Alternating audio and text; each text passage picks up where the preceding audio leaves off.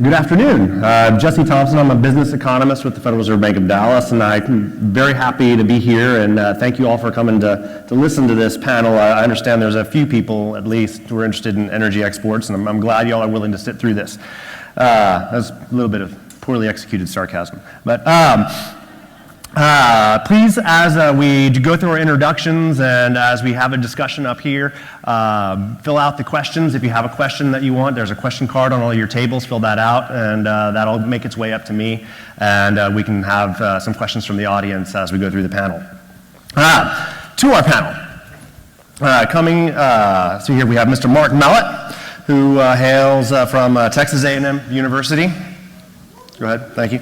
And the University of Notre Dame. He is the Senior Vice President of Operations and Projects at Freeport LNG. Mr. Lawrence Waldron, Chief Commercial Officer for Jefferson Energy, MBA from UT, and also studied at the University of Houston, which I have to throw the claws up. Anatol Feygin, Senior Vice President of Strategy and Corporate Development over at Cheniere Energy.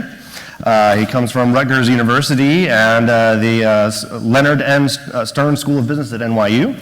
And Bill Ordemann, Executive Vice President of Enterprise Products.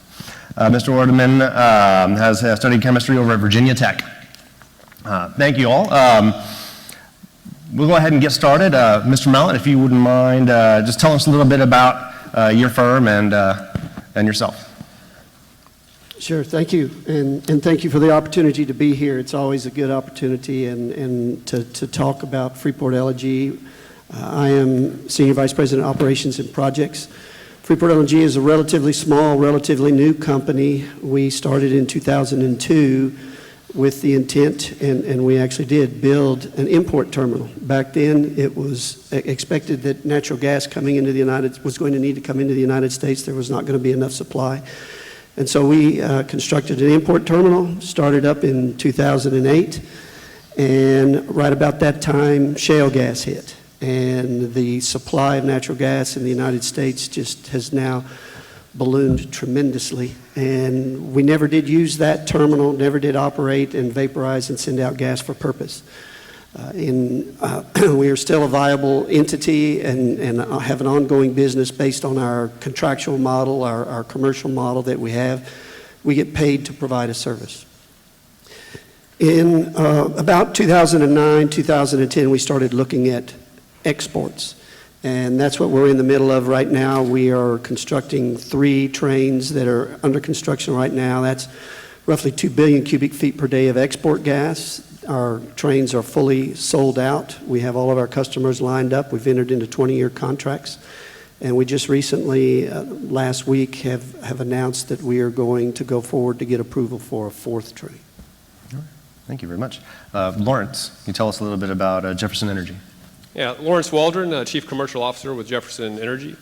And yeah, a little bit about our parent company first. The parent company of Jefferson is Fortress, a private equity shop based out of New York with about $75 billion of assets under management. And so Jefferson fits into their portfolio of companies that are in their infrastructure fund. Jefferson has its principal asset in the Port of Beaumont area, and it is a crude by rail terminal, the premier crude by rail terminal in North America. We have a direct access to 3 Class 1 rail lines, BNSF, UP, and KCS. Also a great deal of deep water marine export capacity and room to expand up beyond 6 million barrels of storage capacity. We also have ethanol business that we're developing there as well because ethanol likes to move by rail.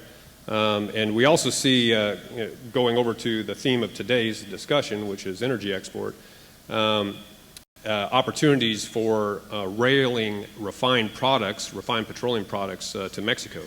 So you may have heard that Mexico is liberalizing their energy market, and so that's allowing players that are based in the U.S. to participate and sell their products into that market. And they're seeing and we're seeing rail as a very viable and critical component for that equation. Thank you. Good afternoon, everyone. Anatol Feygin with Cheniere Energy. Very similar story to our friends at Freeport. In fact, the 2 enterprises share a history, and and the founders of the two businesses know each other well and have known each other well for a long time. Also, same story, built a regas facility just on the other side of the Sabine River in Louisiana. Unfortunately, we did vaporize some gas inadvertently. We had to keep buying cargoes in the international market to keep our tanks cool, and some of that boil off went into our market, even though the market didn't need it, given the discovery and the age of abundance that has befallen us. And we did start exporting liquefied natural gas at the Sabine Pass facility in February of this year. We're in the process of commissioning the second train there. We have 5 in total that are currently, well, 1 operating, 1 being commissioned, and 3 more under construction there.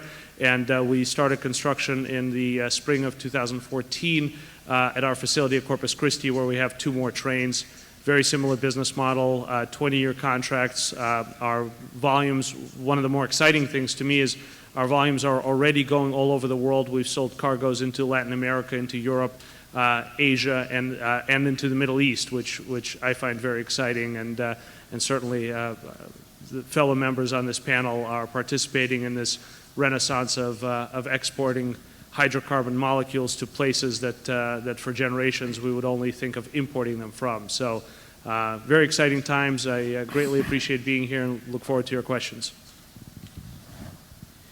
Thank you. Again, I'm Bill Ordemann from Enterprise Products. I've learned something when I'm on a panel, though, I want to start with today. If they give you 4 or 5 minutes to talk about what you know, use it all up, because then you don't have to answer a bunch of questions that you may not know the answers to. So these guys were much too quick today. Enterprise, for those of you who don't know, was started by a Houstonian named Dan Duncan back in 1968 with 2 propane trucks. He went public with the company in July of 1998. I came over in 1999 with an acquisition from some Shell entities in South Louisiana, and at the time we had an enterprise value of about $1 billion.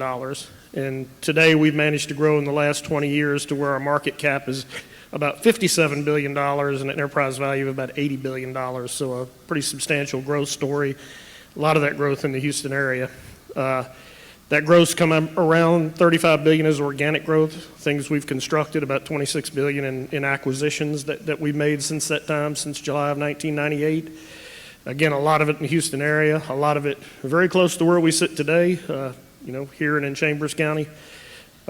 We've got some pipelines that run along Fairmont Parkway and cross Fairmont Parkway. I'm not sure where. We'd have to go out and look at pipeline markers to find them, but I know they're very close to here.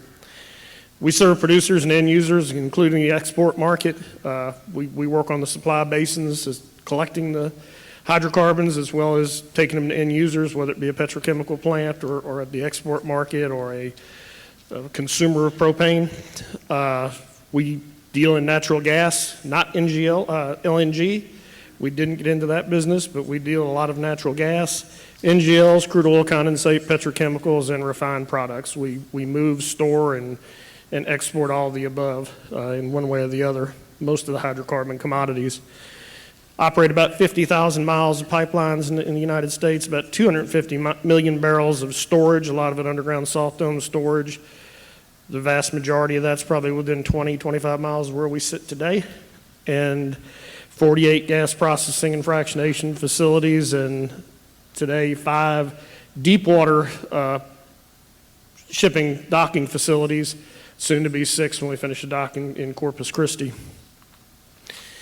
They asked about our position in the export space, so I'll just talk a little bit about that. We had a vision 5 years ago or more, watching the shale revolution take place, that the U.S. was going to be long hydrocarbons, and not just a single hydrocarbon, but most any hydrocarbons. And in some cases, there was going to be lower demand, particularly refined products. We're not going to be using more motor gasoline. Our cars are getting more efficient, so there's going to be a need to do something with these products. So we felt like a vibrant export market was going to be absolutely necessary for the U.S. to continue the development of our hydrocarbon reserves, and took upon a strategy to get involved in that market. In the last 5 years, looking at growth projects and acquisitions, we've invested about $15 to $20 billion in export business, in exporting of various products. A lot of either getting the products in a position to export them or actually exporting them across the dock. A lot of those you may have heard of, the Seaway pipeline from Cushing. We reversed it and expanded it with our partner Enbridge. Our Eagleford pipeline system bringing gas and liquids up from the Eagleford Shale up into the Houston area. Our LPG facility expansions on the ship channel. We can export more propane and butanes than most anybody else in the world, and we'll talk about that a little more. Our ethane facility at Morgan's Point, which we're commissioning as we speak to export ethane to both Northwest Europe and Asia coming up. Our ECHO facility and enterprise distribution system, where we collect crude oil and distribute to the refineries in the Houston area. For those of you who haven't seen ECHO, it's the bright silver tanks you see up at Highway 3 in the Beltway, very visible from the Beltway, and very large facility as well. We acquired oil tanking, the facilities in both Beaumont and on the ship channel. The facility on the ship channel is just to the east of the Beltway bridge. You can see that as you go over, and we have more to come. We're building a new crude oil pipeline from the Permian Basin into Houston, actually into Sealy, where we already have a pipeline that can do 1 million barrels a day from Sealy into Houston, into the ECHO facility. And then we're looking at others. We're looking at bringing natural gas liquids down from the Marcellus Shale with a repurposing of our Centennial pipeline assets. And looking at further exports. We export propylene today, which is a petrochemical. We're now looking at exporting ethylene, and have got quite a bit of interest in exporting ethylene, either out of Morgan's Point or Beaumont as we move ahead. So we're capable of exporting most hydrocarbons. We don't do LNG, but we do export move a lot of natural gas that gets exported. MexGas is currently the largest shipper on our Texas intrastate system, moving that gas to Agua Dulce and moving it into Mexico on the NET pipeline. And that's a 5 billion cubic feet a day system, and for them to be the largest customer, and they just became the largest customer here in the last month or two, says a lot, I think, about what we can do. But again, we export crude oil, condensate, liquefied petroleum gas, NGLs, ethane, refined products, MTBE, and propylene. Wow. Thank you, Bill, very much. So let's go on ahead and roll into some of our first questions here. And please, as questions occur to you, please fill out your question cards. We'll continue to move around and pick up questions throughout the panel here. Mark, if you don't mind, we'll start with you. It's already been mentioned here a couple of times today. The Panama Canal expansion represents an opportunity for increased trade between the U.S. Gulf Coast and Pacific ports. What impact is this having on plans for your business? The opening of the Panama Canal will have a big impact, a significant impact on our business.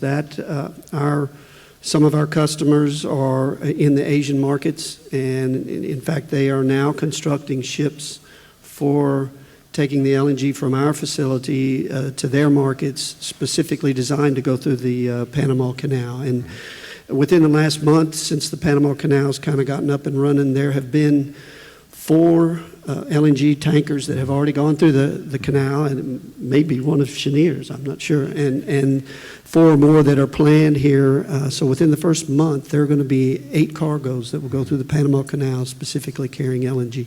Excellent. Now,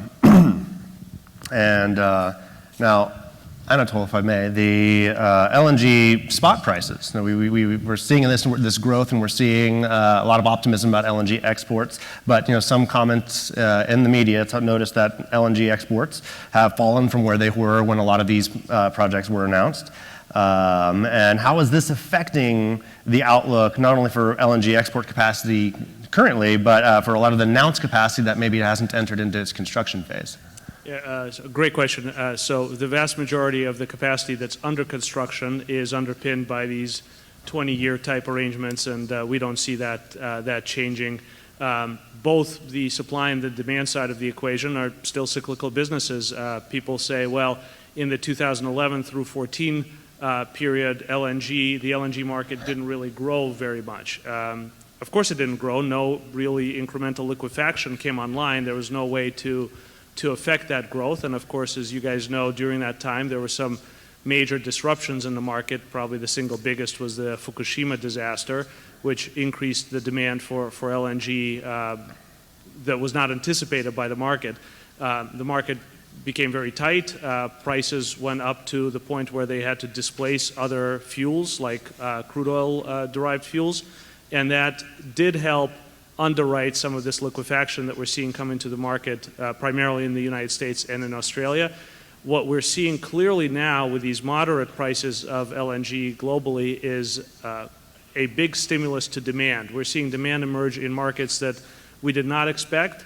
We're seeing markets that had declined in terms of their use of natural gas come back into the market and buy more volume. And we firmly believe that the market will look for more LNG as these capacities get absorbed and demand gets stimulated on the back of very attractively priced molecules coming out of the United States with very competitive liquefaction projects that we and our brethren build on these shores and can deliver these molecules to markets at very attractive prices and continue to drive their economic expansion and demand. So we're very optimistic on the prospects for continuing to export U.S. hydrocarbons, methane in our case, in liquefied form in our case, to really to all parts of the world as their demand grows for the cleanest hydrocarbon fuel that they can avail themselves of. Excellent.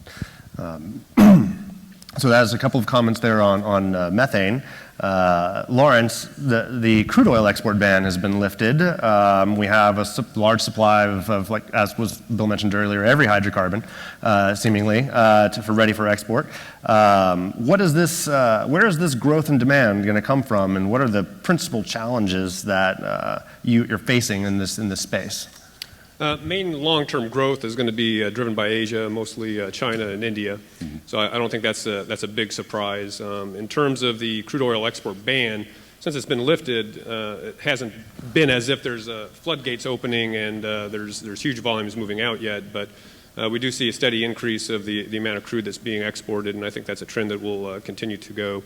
A lot of that is on a quality arbitrage type basis. So we see light crudes going from our region to South America, where they produce more heavy crudes, Venezuela, for instance, to be used in blending down there.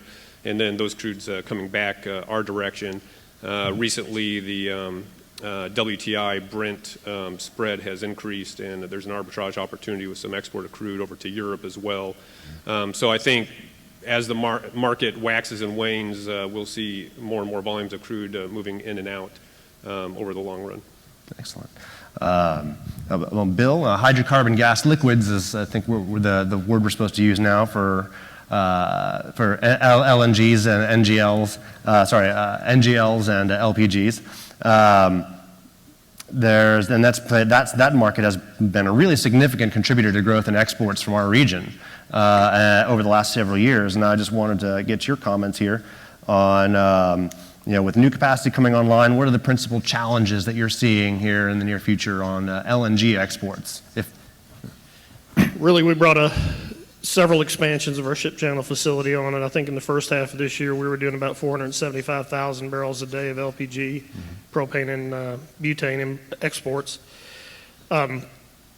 It's pretty significant when you look at the data and recognize that Enterprise is exporting more propane than any other country in the world.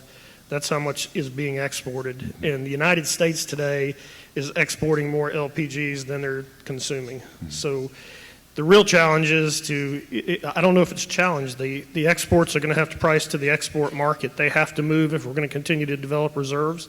If we're going to continue to drill for oil and gas, we're going to have more LPGs, we're going to have more propane, more butane that has to go someplace. I think this year we're on the route for record storage levels of propane. It has to continue to move, so it's going to have to price to the export market and continue to move in order to continue to develop the reserves. Excellent. Now, in terms of this export growth, there's a lot of interest around whether you're talking about oil or LPGs or LNG. There's a lot of interest about exporting to Europe. We know that there's demand growth in Asia, but certainly there are geopolitical interests and geopolitical angles that a lot of people are concerned about. And I'm curious what role you think the European continent is going to play potentially in this environment where we're going to be growing our exports of LNG. And I'm putting this to the group, and if anyone has a particular comment they want to make, please chime in. If you want to start, Anatol, like you have something on your mind? Sure, thank you. Well, one thing, just if we take a step back, we talked about the unconventional hydrocarbon renaissance. it already was having an effect on the global balances in 2007, 2008. The facilities that Cheniere, Freeport, Sempra's Cameron facility, Dominion's Cove Point, those facilities that were brought online were intended to absorb volumes that the Middle East and other parts of the world were going to bring to North America. When our mass balance shifted and the hydrocarbon production inflected up, those volumes were displaced and started finding a home in places like Europe, Latin America, other markets that could consume them. So this is not unprecedented from a shift in the global balances standpoint. It is unprecedented. Hats off to Enterprise's enormous success. I would have never thought 10 years ago that Enterprise would be a bigger exporter of LPGs than Saudi Arabia, right? So it is a shocking and staggering statistic. So we're at a market where now we are clearly incrementally affecting global balances. No surprise, the single largest supplier of natural gas to Europe is Gazprom. And there is a lot of discussion about how that market will continue to balance. Certainly Europe has seen its prices for natural gas and other hydrocarbons come down for a whole host of reasons, but probably the single biggest is, again, the unconventional production in North America and our ability to move those molecules into that market. So we think it's a huge economic boon for that region. It's a region that does exhibit relatively slow growth. I completely agree that the demand globally is going to be driven by emerging Asia primarily. Europe is a very stable and an economy that at the margin will absorb more volume, at the margin will experience slightly faster economic growth, but we don't expect anything to change there meaningfully, and we do expect to be competing with other suppliers, whether that's the North Sea or Russia for that market, and we think we'll compete and win. Excellent. Anyone else? I'd say as Europe relates to crude oil, you'll also see flows coming from the U.S. and probably pushing out some of the Middle Eastern crude from Europe, and that'll be backfilling into Asia, some of that demand there. So those are some of the shifts you could potentially see, versus crude coming out of the U.S. through the Panama Canal over to Asia, which is a longer, more expensive shipping proposition. Okay.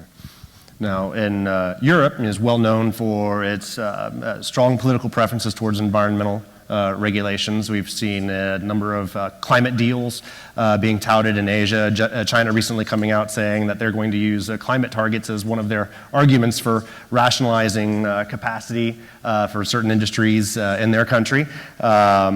And I'm curious, what role do y'all see, and maybe we can start with, Mark, if you have an opinion, what role do you see international climate change policies playing in the future of U.S. exports?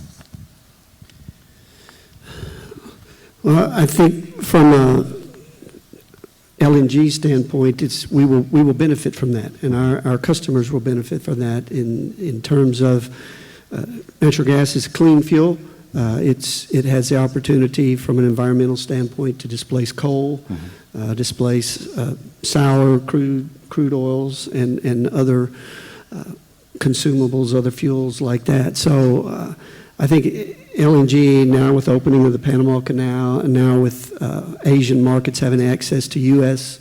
Gulf Coast gas and gas-priced markets within the U.S. that are not linked to crude oil like LNG is sold around the world, I think the opportunities for additional LNG to go into the market are going to increase. Excellent. Well, let me, we had a question here I think is great, and I want to sort of bring this home back to Houston. One of the complaints or worries that we've heard about repeatedly over the last several years has to do with the supply of a workforce. Skilled labor, both on the construction side, but also in the operations side of the business. And I'm just curious, what do you see as your workforce needs and training and certifications, and what are the headwinds in that supply and that pipeline of skilled individuals that you're working with? Bill, you want to try it? There's a lot of competition out there for that workforce today, but I guess so far we have not seen the lack of a workforce that we couldn't take and train, whether it's coming from San Jacinto College or Lee College or some of those types of places, or just the general populace. I think we've, as of today anyway, we have not seen that as a limiting factor to what we're doing. Excellent.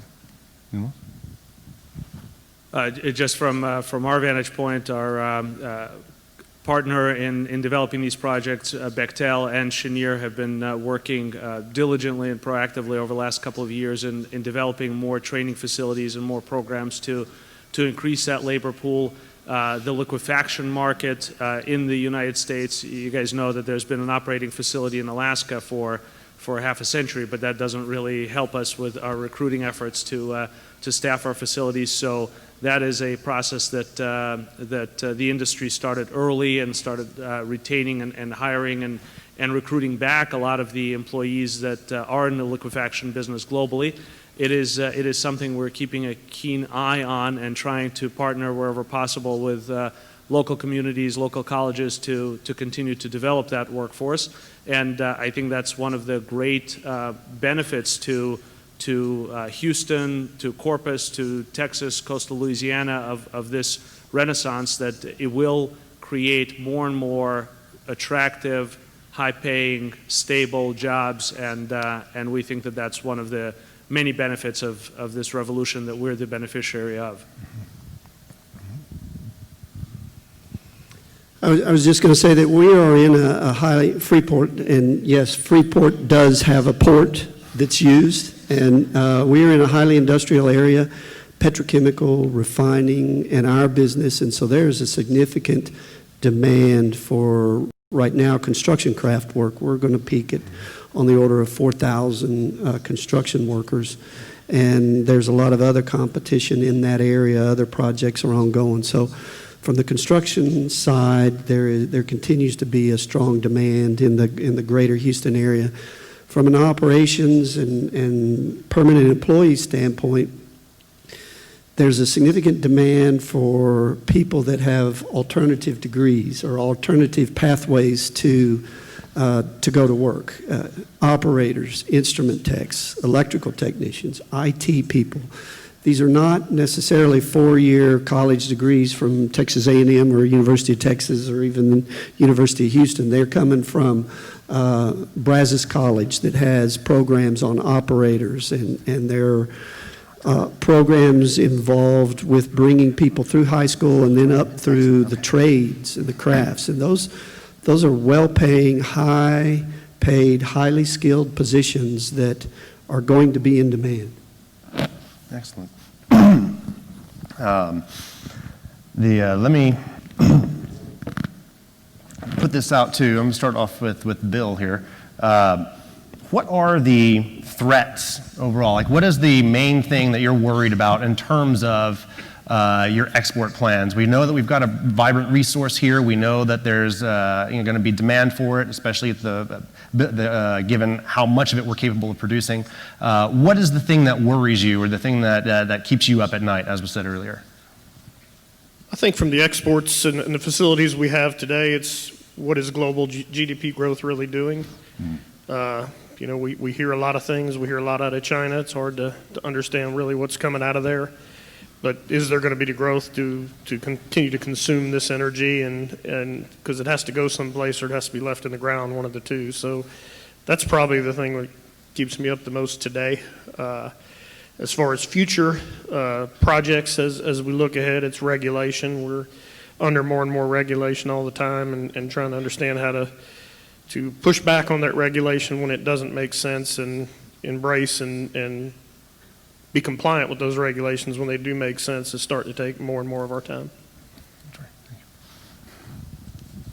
I guess from our vantage point, to follow up on what Bill said, the all-encompassing social license to operate is very important to us. We are doing everything we can to be the best neighbor and corporate sponsor.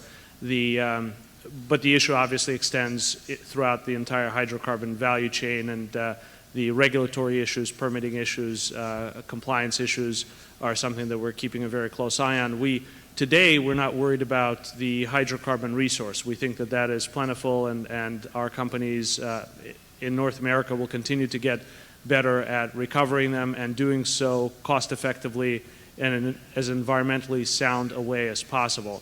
On the downstream side, again, to follow on what Bill said, renewables are a very large piece of the equation.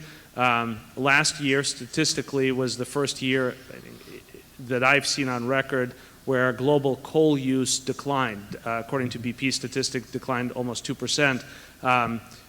Renewables, on the other hand, in terms of installed power generation capacity, were the single biggest bucket, more than coal, more than gas, more than hydro, nuclear, et cetera. So they're here to stay, and in a relatively tepid global GDP environment, they're taking a lot of market share, leaving relatively less for hydrocarbons to compete for. So those are the two bookends that keep me up at night. Well, we'll start with you, Lawrence, on a follow-on question here. I think is perfect timing given y'all's recent comments. If you had a magic wand, which law or regulation would you repeal or abolish that would be most beneficial to your company? That could be a political hot potato there. Yeah. There's so many. There's so many. I would say anything that slows down and restricts your capability to execute projects and conduct your business. So this could go from permitting processes and inspections and whatnot. And there are those regulations that offer social value, and then there's a point at which you can overregulate and cause friction to business, and it's not really adding to the public good any longer. And I think that's the secret sauce there, is trying to strike that balance between doing what's good for society at large and also being able to conduct business and have an economy that works as well. So I don't go into specifics, but that's my take. Yeah, I'm not going to go into specifics because we have things in front of the regulators to be approved right now. But I would say that one thing that would help us is time certainty. When you submit a permit, when you submit an application, when you have to have some kind of an authorization, an air permit or a FERC permit or Corps of Engineers or anything like that, any of the vast number, we'll comply. We will comply. Just have a timeline that we can depend on.